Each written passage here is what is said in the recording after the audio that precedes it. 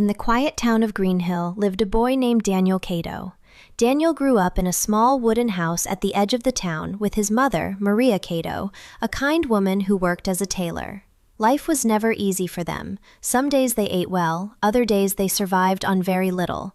But Maria always reminded her son of one thing: education will change your life, my son.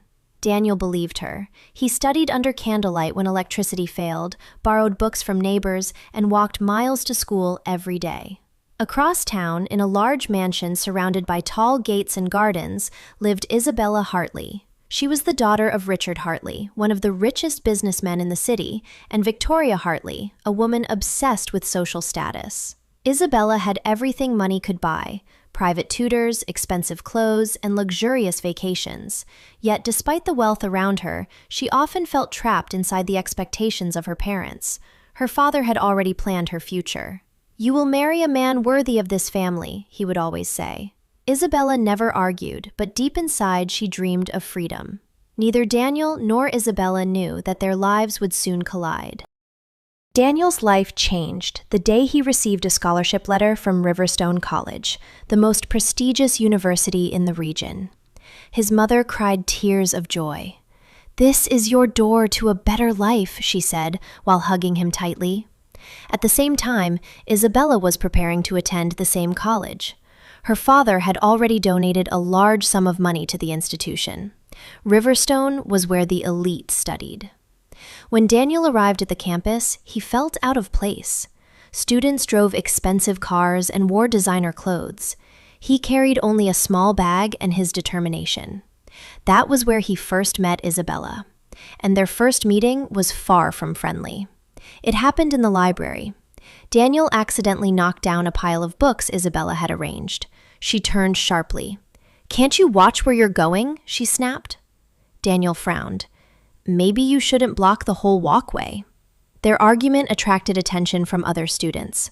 From that moment, they seemed to clash everywhere, in class discussions, campus debates, even group projects. Isabella thought Daniel was arrogant. Daniel thought Isabella was spoiled. But behind their arguments, something strange was happening. They were noticing each other more than they wanted to admit. One rainy evening, Daniel found Isabella sitting alone outside the lecture hall. She looked upset. He hesitated but eventually walked over. "You look like someone who just lost a war," he said. She sighed. "My parents, they control everything." It was the first honest conversation they ever had. From that moment, their relationship slowly changed. They studied together, walked around campus together, shared their dreams, and before they realized it, their hearts had fallen deeply in love. They knew their families would never accept them. A poor boy and a rich girl. It would cause scandal. So they kept their relationship secret. They met late in the evenings under the old oak tree behind the college dormitories. They talked about their future. Daniel dreamed of becoming an engineer. Isabella dreamed of living a simple life where she could make her own decisions. "Someday," Daniel whispered while holding her hand, "we'll be free."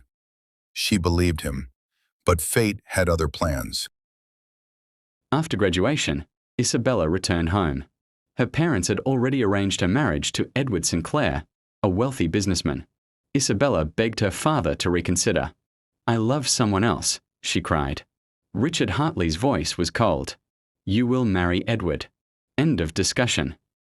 On the wedding day, Daniel stood far away in the crowd, hidden among strangers. He watched the woman he loved walk down the aisle.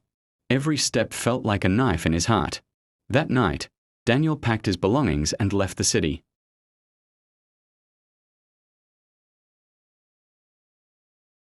Heartbroken, he tried to move on, but the pain was unbearable. Eventually, he left the city to start a new life somewhere far away. Years passed. 15 years later, Daniel returned home after hearing that his beloved mother had passed away. During the burial ceremony, fate played its cruel game again. He saw Isabella. Time had changed them, but their hearts recognized each other instantly. Isabella's marriage was cold and unhappy. Seeing Daniel awakened the love she had buried for years. They began meeting again in secret, reliving the love they once shared. Eventually, Isabella gathered the courage to ask her husband for a divorce. While waiting for the legal process, Daniel and Isabella allowed themselves to be happy again. They laughed, held each other, kissed, and dreamed about the life they were finally about to have together. The divorce day finally arrived. That night, they had planned a beautiful romantic date to celebrate their new beginning. But fate had other plans. On his way to meet Isabella, Daniel was involved in a terrible accident. He died instantly. When Isabella received the news, her heart shattered beyond repair. The shock drove her into madness, and she was eventually taken to a rehabilitation center. Her 2 children were left in the care of their father, and the love that had fought against time, wealth, and society ended in tragedy.